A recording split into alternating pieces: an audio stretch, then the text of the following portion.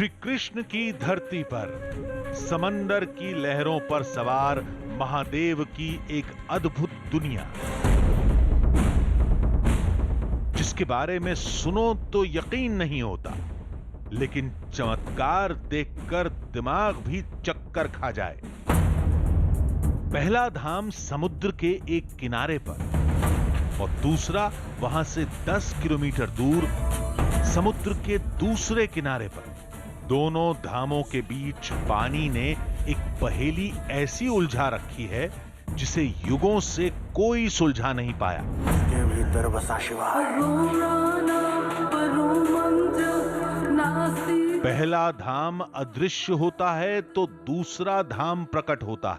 आंख मूंद कर देख रहा है साथ समय के, और दूसरा अदृश्य होता है तो पहला प्रकट हो जाता है। जटा में गंगा चांद मुकुट है, सौम्य कभी कभी बड़ा विकट है। ये खेल दिन में 2-2 बार होता है। वही शून्य है वही इकाई, वही शून्य है वही इकाई, वही शून्य है वही इकाई, जिसके भीतर बसा शिवा है। अपने आप भगवान आता है, समुद्र देव उसके ऊपर आ जाता है और आके फिर 6 घंटा पानी में रहता है और 6 घंटा दर्शन के लिए ये मंदिर खुलता है। मंदिर की तरफ जाने का यही एक रास्ता है। पानी में चल के जाना है, पानी के अलावा कोई रास्ता नहीं है। लेकिन उस चमत्कार को देखने के लिए उस धाम में आप अपने मन से नहीं जा सकते।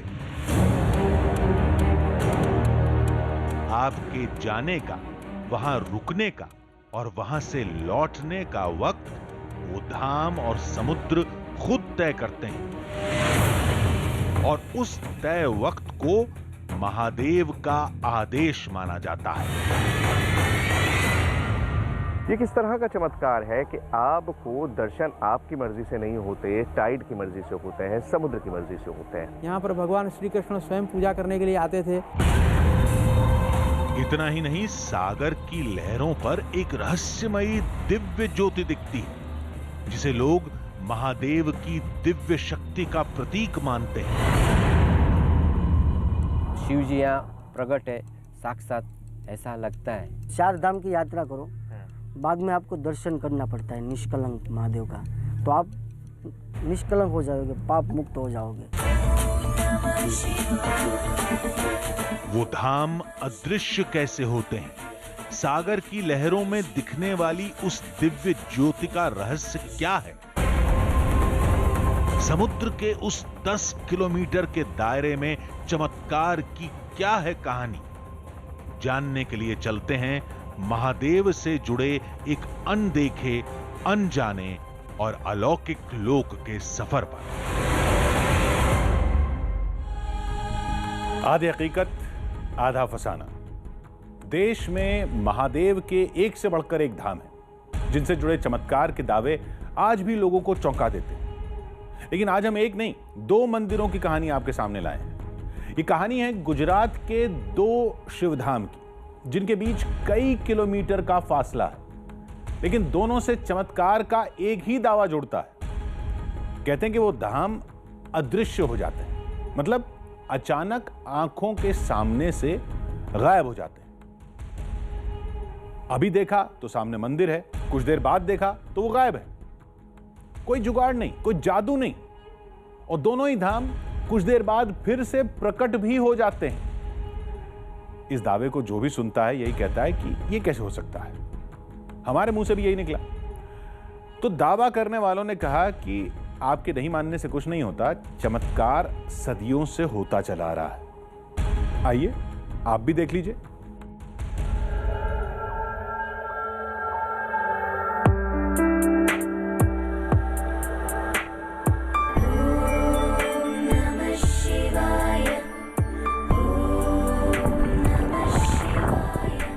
सफर से ज्यादा कठिन था उस मंजिल तक पहुंचना जहां महादेव के उस अदृश्य धाम के होने का दावा किया जाता है। हमें गुजरात में भावनगर के कोलियाक तट से करीब 3 किलोमीटर अंदर खंबात की खाड़ी में जाना था।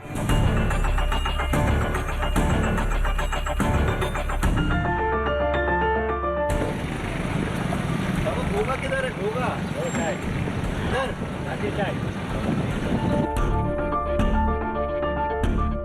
कहते हैं वो धाम महाभारत के समय का है जिसकी स्थापना महादेव के परम भक्त पांडवों ने की थी। ये कहानी वहां से शुरू होती है जहां से महाभारत युद्ध खत्म होता है।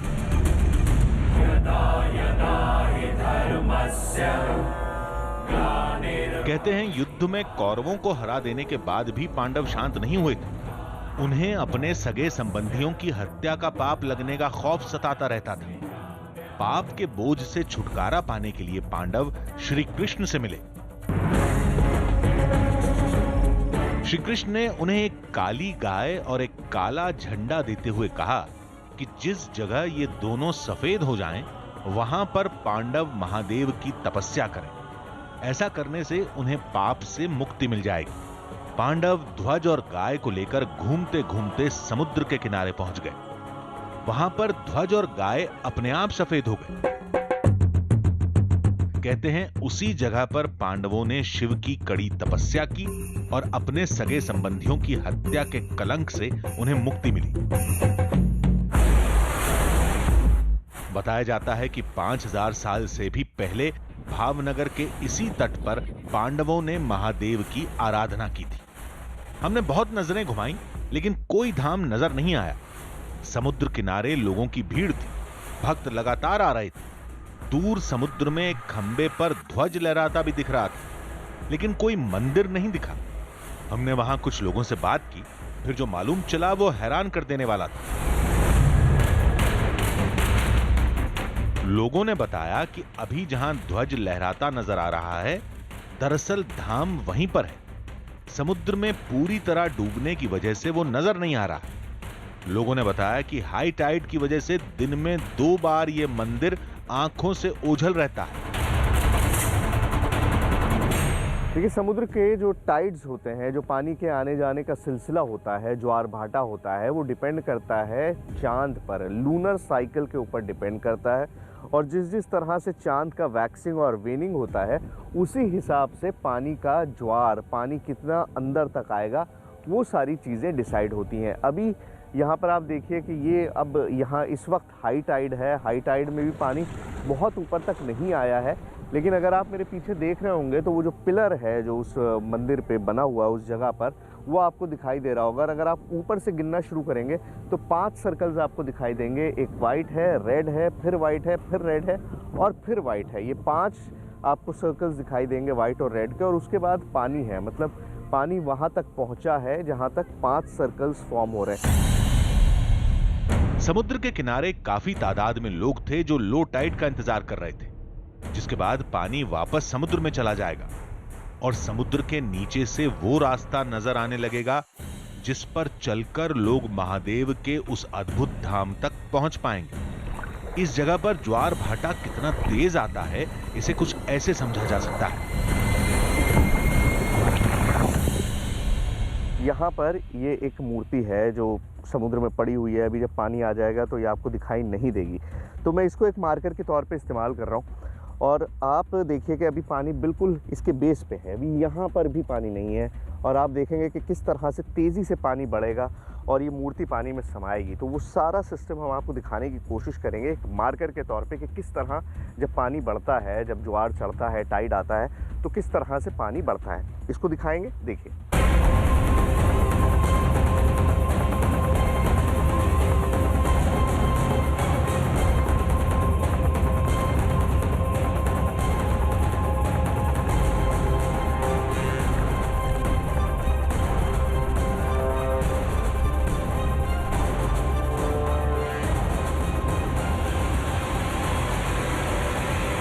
छः घंटा पानी में रहता है और 6 घंटा दर्शन के लिए ये मंदिर खुलता है। ये उसका टाइम चंद्र के अनुसार होता है। कैसे? जैसे चंद्रमा रोज खिलने में 48 मिनट का फर्क रहता है। कि जब खिलता है तब ये पानी खाली होता है। जब खिलने के बाद ये धीरे धीरे जब चंद्रमा अपने सिर पे आएगा तो पानी किनारे पे आ जाएगा। और जैसे चंद्रमा डूबेगा तो पानी वापस खाली हो जाएगा। उसका टाइम टेबल चंद्र के अनुसार होता है। इसके और चंद्र के अनुसार दर्शन होता है। उसका टाइमिंग चंद्र के अनुसार है। और अपने मर्जी से नहीं खुलेगा। कोई भी आएगा वो उसकी मर्जी से दर्शन होगा, अपनी मर्जी से दर्शन नहीं होगा।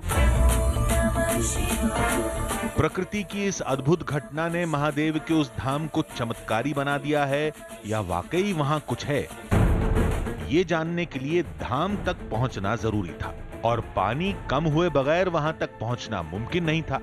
समुद्र के बढ़ते पानी और टाइड के खतरे को देखते हुए कुछ लोग तो दूर से ही दर्शन करके लौट रहे थे। देखिए, निष्कलंक महादेव तक पहुंचना, मैंने आपको बताया, टाइड की वजह से, पानी की वजह से मुमकिन नहीं होता। तो जो लोग नहीं पहुंच पाते वो यहीं समुद्र किनारे अपना पूजा करते हैं। जैसे यहाँ पर अस्थि विसर्जन के लिए आए हैं, इनका इरादा तो यही था कि ये वहाँ तक जा सकें, मंदिर तक पहुँच सकें, लेकिन पानी है बहुत ज़्यादा। देखिए आप पानी कहाँ तक है इस वक्त। अभी दोपहर का करीबन 12:30 बज चुके हैं, 12 के करीब है, लेकिन उसके बावजूद भी पानी अभी बिल्कुल, हम 1 किलोमीटर अंदर हैं और पानी अभी घुटनों तक है, और अगर वहाँ तक आप जाएंगे तो वो जाना इम्पॉसिबल है। मान्यता है कि इस जगह पर पूजा करने वालों के सारे कलंक मिट जाते हैं, जैसा पांडवों के साथ हुआ था। पांडवों कौरव बीच युद्ध हुआ, तब पांडवों ने उनको भाई कौरवों ने मार दिया था। इसके बाद उससे पाप लगा, वो पाप निवारण के लिए, पाप धुलने के लिए वो पांचों भाइयों ने स्थापना की, वो पूजा की। बाद में जो कोई कलंक किया वो कलंक में से मुक्त हो गया और इसका नाम निष्कलंक महादेव है, कोई कलंक नहीं हुई। धाम की कहानी को जानते समझते काफी वक्त बीत गया। इसके साथ ही लो टाइड की वजह से पानी का लेवल काफी कम हो चुका था। अब हमें महादेव का वो अद्भुत धाम दूर से नजर आने लगा था। शिवाय नमः ओम शिवाय नमः, शिवाय नमः ओम नमः शिवाय। निष्कलंक महादेव आपके सामने है, जिसके बारे में मान्यता ये है कि ये पांडवों ने स्थापित किया था। तो मंदिर तक पहुंच जाएंगे, पानी में चल के जाना है, पानी के अलावा कोई रास्ता नहीं है। तो इसी पानी में चल के हम उस मंदिर तक जाएंगे और उसके बाद फिर हम आपको दिखाएंगे कि आखिर क्या है इस समुद्र की गोद में, ऐसा क्या है कि लोग इस मंदिर को दुनिया के सबसे पवित्र मंदिरों में से एक मानते हैं। लो टाइड होने की वजह से पानी घुटनों के नीचे था। उस मंदिर तक जाने के लिए यही सही समय था। हमारे पास केवल 6 घंटे थे। 6 घंटे बाद फिर से टाइड आ जाएगी। हमें उससे पहले काम खत्म करना होगा। तो निष्कलंक महादेव पहुंचने वाला हूं। देखिए अभी सिर्फ 100-200 मीटर का फासला रह गया है, लेकिन प्रॉब्लम यह है कि पानी में एक एक कदम चलना बहुत मुश्किल काम है। पानी घुटनों तक है और जब आप पानी में चल रहे होते हैं नीचे को तो आपको कुछ दिखाई नहीं दे रहा है, क्योंकि बहुत ज़्यादा मिट्टी है, पानी साफ नहीं है लोगों के आने जाने की वजह से, और ऐसे में आपको नीचे कुछ नहीं दिखाई दे रहा है और आपको चलते रहना है मंदिर की तरफ। लेकिन अब पहुँचने वाले भाई। महादेव का ये धाम वाकई अद्भुत था, जो खंबात की खाड़ी में समुद्र तट से करीब 3 किलोमीटर अंदर एक ऊंची सतह पर स्थापित था।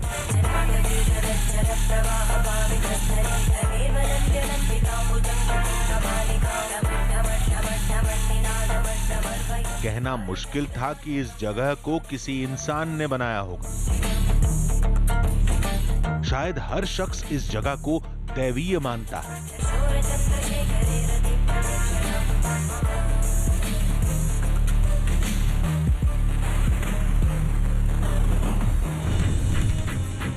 समुद्र का पानी पूरी तरह वापस जा चुका था। अब किनारे से धाम को आने वाला रास्ता साफ नजर आने लगा था। ये जगह दिन में 2 बार समुद्र की तेज लहरों को सहती है, 2 बार पानी में पूरी तरह डूब जाती है। लिहाजा यहां की हर चीज टूट फूट जाती है, सिवाय इन शिवलिंग के। कहते हैं समुद्र उन सभी चीजों को तोड़ देता है जो बाद में बनाई गई, लेकिन आज तक इन शिवलिंग पर एक खरोंच तक नहीं आई। बाकी की जो चीज़ है वो समुद्र का प्रेशर से टूट जाती है। जैसे सीमेंट का बनाया हुआ है, वो 7-8-10 साल में उसको वो परिवर्तन होता है, पर जो शिवलिंग है महादेव का उसको कुछ नहीं होता है। बाजी का आजू बाजू का काम बनाना पड़ता है, तो जो शिवलिंग वही का वही है। वो नया सब काम बनाया, ऊपर जो लगाया हुआ है। अच्छा, मतलब सब कुछ टूट जाता है पानी के उससे, लेकिन ये शिवलिंग जो है कितने हजार साल पुराना। वो शिवलिंग सब 5-5.5 हजार साल हुआ है, तो शिवलिंग का वही है। शिवलिंग में कोई फेरफार किया नहीं है। ये जगह पांडवों से जुड़ी है, लिहाजा यहां 5 शिवलिंग हैं। दावे के मुताबिक सभी शिवलिंग 5000 साल से भी पुराने हैं, यानी ये सभी महाभारत काल के माने जाते हैं। अब यहाँ पर जो शिवलिंग है उनके बारे में आपको बताऊं, ये सबसे बड़ा है, ये मेन शिवलिंग है और इसके बारे में मान्यता ये है कि ये धर्मराज युधिष्ठिर का शिवलिंग है, सबसे बड़े थे, तो शिवलिंग भी सबसे बड़ा है। उसके आगे आप आएंगे तो आपको दिखाई देगा, आप थोड़ा 4 कदम आगे चलेंगे तो आपको अर्जुन का शिवलिंग, इस शिवलिंग के बारे में मान्यता है कि ये अर्जुन ने स्थापित किया था और जिस तरह का उनका साइज था भीम का जिस तरह का साइज था, जिनके बारे में कहा जाता है कि वो बहुत विशालकाय थे, तो वो एक बड़ा शिवलिंग उधर है। और पीछे की तरफ नकुल और सहदेव के भी हैं, वो मैं आपको आगे दिखाऊंगा। लेकिन ये देखिए 3 मेन शिवलिंग हैं जो एक जगह पर स्थापित है। एक ये भीम का हो गया, इधर आएंगे तो अर्जुन का हो गया और उधर जाएंगे तो धर्मराज युधिष्ठिर का। यही वो खंबा था जो समुद्र के किनारे से हमें डूबा हुआ दिख रहा था। दरअसल ये एक मार्कर है ताकि दूर से लोगों को पता चल सके कि इस धाम पर कितना पानी भरा हुआ है। लेकिन यहां मामला केवल शिवलिंग और पूजा पाठ तक ही सीमित नहीं है। इस जगह से जुड़ी एक ऐसी बात सुनने को मिली जिसने हमारे रोंगटे खड़े कर दिए। कहते हैं इस जगह पर कभी कभी 5 लड़कों के साथ लहरों पर एक दिव्य ज्योति दिखाई देती। हाँ, यहाँ एक बार चारों ओर पानी घूम गया था, तो एक बूढ़ी माँ थी 50-60 साल की, पंडित थी, तो वो बोली कि अभी तो पानी घूम गया, अब मेरा क्या होएगा। तो यहाँ 5 बालक थे, यहाँ खेल रहे थे, वो उसको दर्शन दिए। ऐसी जगहों पर इस तरह की कहानियां अक्सर सुनने को मिल जाती हैं। वैसे भी इस दावे की पड़ताल नहीं की जा सकती। इस जगह को देखते और कहानियों को समझते कब 6 घंटे निकल गए पता ही नहीं चला। समुद्र की लहरें एक बार फिर मंदिर की चौखट पर दस्तक देने लगी थी। हमारे बात करते करते ही पानी की आप तेज़ी देख सकते हैं कि बढ़ता जा रहा है, पानी का बहाव बढ़ता जा रहा है। पहले वहाँ तक पानी था, नीचे वाली सीढ़ी तक, और अब पानी ऊपर तक बिल्कुल मेरे करीब पहुँचने लगा है। तो हमारे पास चंद मिनट है, तो चंद मिनटों का ही वक्फा होता है जिसमें आप इस मंदिर तक पहुँच सकते हैं।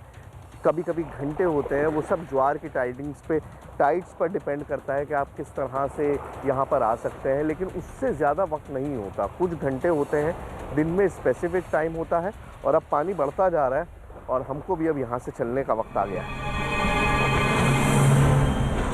अब हर पल टाइड का खतरा बढ़ता जा रहा था। लोगों ने लौटना शुरू कर दिया, लेकिन हमें सामान को समेटने में देर हो गई, जिसका खमियाजा भी हमें भुगतना पड़ा। जब हम लौटने के लिए समुद्र में उतरे तो पानी घुटनों तक आ चुका था। हर कदम के साथ जो है पानी बढ़ता जा रहा है। आप देखिए, जब हम आए थे तो पानी कहाँ तक था और अब इस वक्त देखिए पानी कहाँ तक पहुँच चुका है। और ऐसे में जहाँ आपको नीचे कुछ नहीं दिखाई दे रहा हो, पानी में चलना बेहद ख़तरनाक काम है। और हमें यहाँ शूट करने में थोड़ी सी देर हुई और पंडित जी बार बार ये कह रहे थे कि चलिए चलिए वक्त हो गया है। वो खुद बहुत आगे निकल गए, इसीलिए आगे जाते जा रहे हैं, तो हमको भी चलना है। लेकिन समुद्र की रफ्तार हमारे कदमों से तेज निकली और जल्द ही पानी घुटनों तक पहुंच गया। हमसे बहुत बड़ी गलती हुई, बहुत बड़ी चूक हुई, हमको उनकी बात माननी चाहिए थी। और अब देखिए वापस जाते समय पानी कहाँ तक आ चुका है। हर कदम जो है वो मुश्किल होता जा रहा है और बार बार वो इशारा कर रहे हैं कि जल्दी आओ, क्योंकि पानी और ऊपर तक बढ़ता जा रहा है। अभी मेरे घुटनों तक था पानी और अब देखिए कहाँ तक पहुँच चुका है। अब इस वक्त कुछ भी कहना बहुत ख़तरनाक है। इक्विपमेंट्स भी हैं और वहाँ तक पहुँचने में भी फिर 10 मिनट का वक्त लगेगा कम से कम, और ऐसे में पानी अगर और ऊपर आ गया तो बहुत ख़तरनाक होगा। चलिए चलिए चलिए, प्लीज़ चलिए। जैसे तैसे हम किनारे पहुंच गए, लेकिन हमारे सवालों के जवाब अभी तक नहीं मिले थे, जिनके लिए अब हमें समुद्र के दूसरे तट पर स्थापित महादेव के दूसरे धाम की ओर बढ़ना था। बड़ा सवाल यह है कि जो चमत्कार की बात होती है, जो लोगों को यहाँ पर पांडव दिखाई देते हैं, जो समुद्र के बीचों बीच एक और मंदिर होने की बात कही जाती है, उसमें कितनी हकीकत है, कितनी सच्चाई है, ये कहना मुश्किल है। लेकिन जो बात साइंटिफिकली प्रूवन है, जो बात हमारे सामने है, वो ये कि इसी मंदिर के सामने एक और मंदिर है जहां पर इसी तरह की लीला है। आखिर क्यों गुजरात के इस जगह पर दो मंदिर बनाए गए? एक पांडवों ने बनाया था निष्कलंक महादेव, तो वो मंदिर स्तंभेश्वर महादेव किसने बनाया? यही जानने के लिए अब हम चलेंगे इस समुद्र की दूसरी तरफ।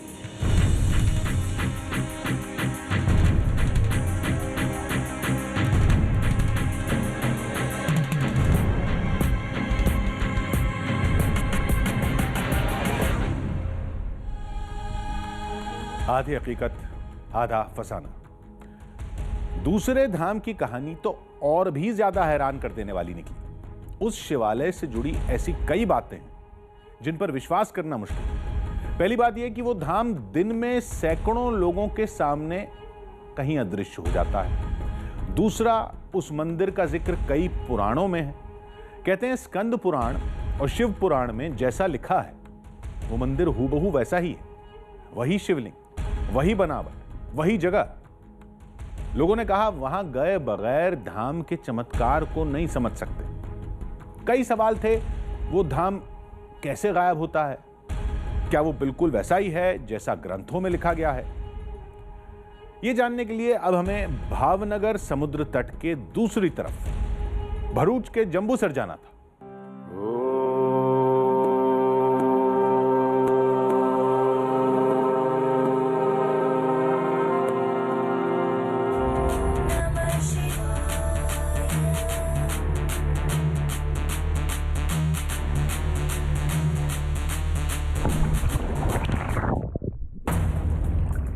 निष्कलंक महादेव धाम एक बार फिर समुद्र के आगोश में समा चुका था।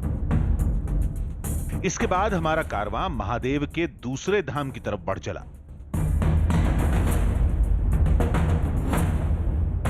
जो भावनगर के निष्कलंक महादेव से 10 नॉटिकल माइल्स की दूरी पर भरूच के जंबूसर में, यानी निष्कलंक महादेव के ठीक सामने समुद्र के दूसरे किनारे पर। मैं अभी निष्कलंक महादेव में था और वहाँ जो चमत्कार होता है, पानी किस तरह से आता है, शिवलिंग किस तरह से पानी में समा जाता है और फिर चंद घंटों बाद आपके सामने आ जाता है, वो आपने देखा। मैंने आपको ये बताया था कि चमत्कार हम आपको एक नहीं दो दिखाएंगे। 10 किलोमीटर का बीच में समुद्र है, एक तरफ निष्कलंक है और दूसरी तरफ है स्तंभेश्वर महादेव, और दोनों तरफ चमत्कार का एक ही सिलसिला। पानी में डूबे शिवलिंग जो अपने वक्त से, अपने तरीके से दिखाई देते हैं, आपकी मर्जी से, आपके कहने से नहीं। निष्कलंक महादेव हमने आपको दिखा दिया। अब हमको जाना है स्तंभेश्वर महादेव। बाय रोड अगर हम जाते हैं तो करीबन 10 घंटे का सफ़र है, लेकिन रोरो फेरी जो एक बिल्कुल नई चीज़ है जिसमें लोग भी जा सकते हैं, आपके व्हीकल्स भी जा सकते हैं, आपकी गाड़ियाँ भी जा सकती हैं, तो उसके ज़रिए वही सफ़र जो है सिर्फ 2 घंटे में पूरा हो जाता है। तो रोरो फेरी में हम आ गए हैं और अब हमारी अगली मंजिल है स्तंभेश्वर महादेव। महादेव के उस धाम में हमें कई सवालों के जवाब तलाशने थे, लेकिन उससे पहले स्तंभेश्वर महादेव की कहानी को जानना बेहद जरूरी है, जो जुड़ी है शिवपुत्र कार्तिकेय से।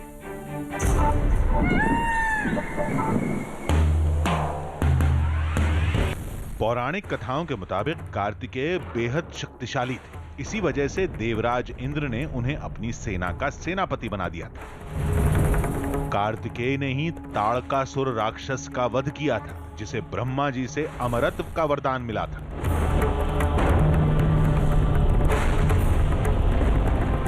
जब कार्तिकेय को मालूम चला कि ताड़कासुर एक शिव भक्त था, ये जानकर कार्तिकेय को बेहद दुख हुआ और उसी पश्चाताप में उन्होंने एक शिवधाम की स्थापना की थी।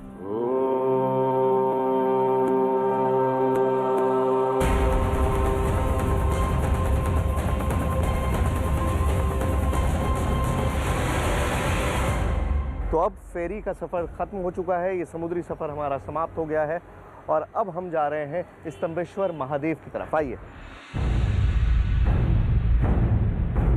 कहते हैं स्तंभेश्वर महादेव ही वो धाम है जिसे शिवपुत्र कार्तिकेय ने स्थापित किया था। तभी उस धाम का जिक्र शिव पुराण के साथ स्कंद पुराण में भी मिलता है। अगर ऐसा है तो क्या हमारे सवालों के जवाब आज मिल जाएंगे? क्या निष्कलंक और स्तंभेश्वर मंदिर के बीच में समुद्र में कोई डूबा हुआ शिवधाम है? उन 5 लड़कों को देखने का क्या रहस्य है जिन्हें लोग पांडवों से जोड़कर देखते हैं? और सबसे बड़ी बात, दोनों धामों के बीच में लहरों पर दिखने वाली ज्योति हकीकत है या फसाना?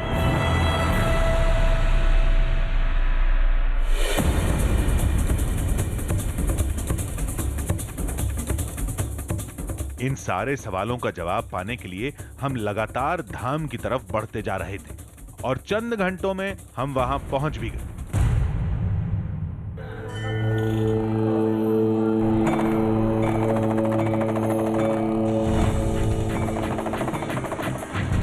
महादेव का यह धाम भी पहले धाम की तरह समुद्र के बिल्कुल किनारे था। ज्वार भाटा की वजह से पानी में डूबने के बाद यह धाम भी दिन में 2 बार आंखों से ओझल हो जाता है।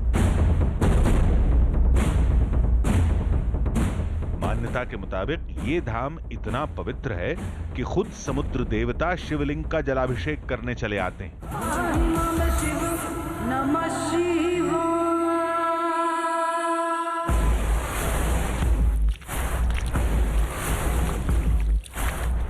ये कीचड़ बता रहा है कि कुछ देर पहले ही यहां हाई टाइड आई थी।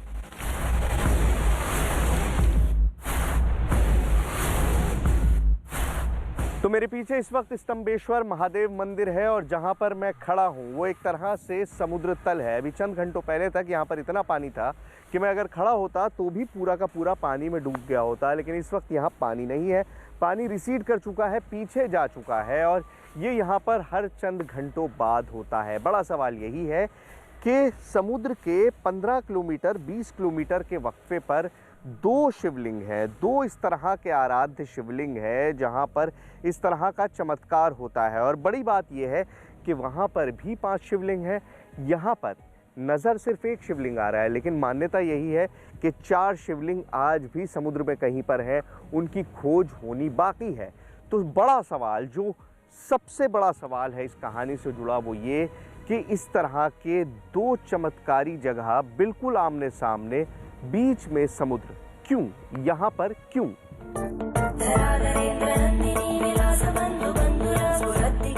यहाँ भी लोगों को पूजा पाठ के लिए ज्वार भाटे के हिसाब से चंद घंटे का तय समय ही मिलता है, बिल्कुल वैसे ही जैसे निष्कलंक महादेव में होता है।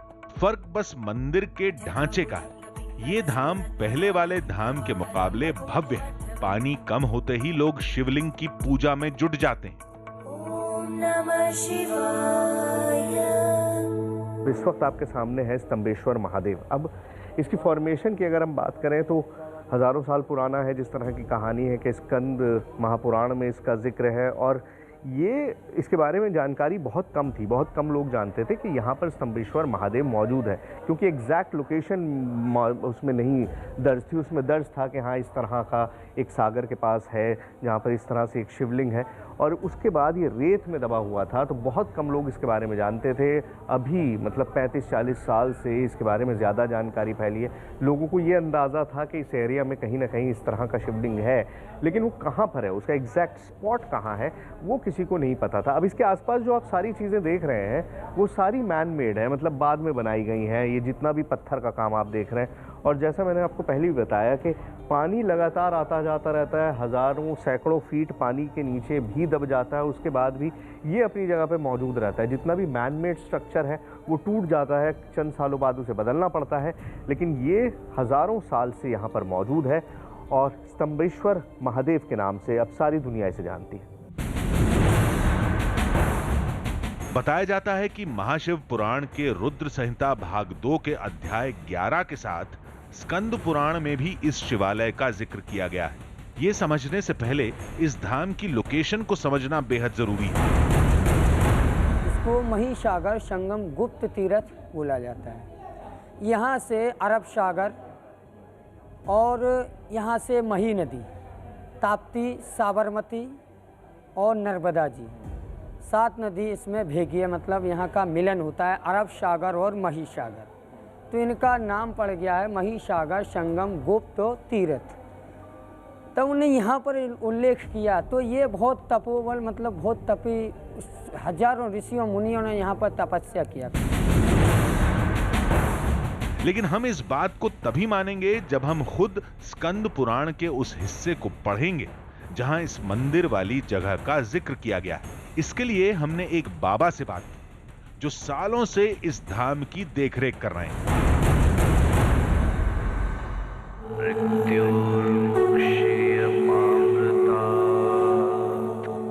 बाबा ने स्कंद पुराण को ही हमारे सामने रख दिया। बाबा ने बताया कि इस पुराण में स्तंभेश्वर धाम से जुड़ी जगहों का नाम कई बार मिलता है, लेकिन कुमारिका खंड में महादेव के इस अद्भुत धाम का साफ तौर पर जिक्र किया गया है।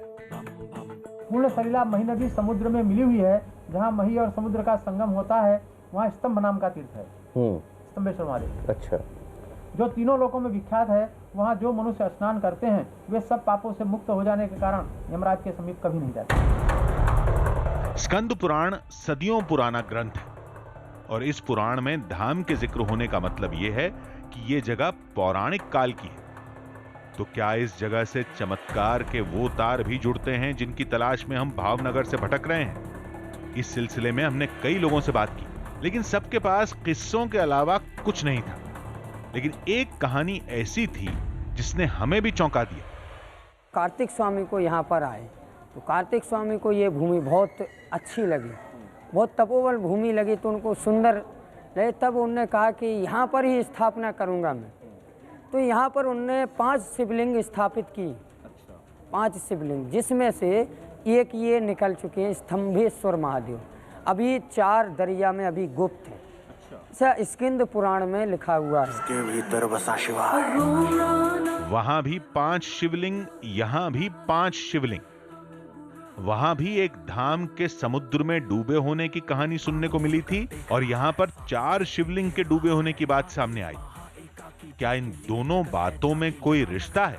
कहीं ऐसा तो नहीं कि दोनों धाम के चमत्कार उसी अदृश्य धाम से जुड़ते हैं जिसके समुद्र में डूबे होने की बात कही जाती है? अगर ऐसा है तो यह पता करना फिलहाल नामुमकिन है, क्योंकि इस गहरे समुद्र में एक मंदिर तलाशना हमारे बस की बात नहीं थी। इस बात में कोई शक नहीं कि निष्कलंक महादेव और स्तंभेश्वर महादेव ये दोनों धाम अपनी प्राकृतिक खूबियों की वजह से अद्भुत हैं। कुछ कहानियां तो कुछ खूबियां, इन सब की वजह से लोग इस जगह को, इन मंदिरों को चमत्कारी मान लेते हैं। वैसे भी चमत्कार की कहानी भले ही फसाना हो, लेकिन इन शिवालयों में लोगों की गहरी आस्था है और ये आस्था हकीकत है।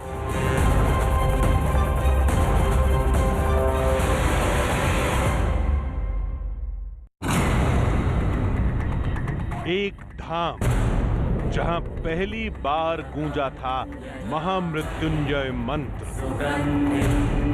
वहां सैकड़ों लोगों की मौजूदगी में आज भी शिव की आराधना करने आते हैं ऋषि मार्कंडेय।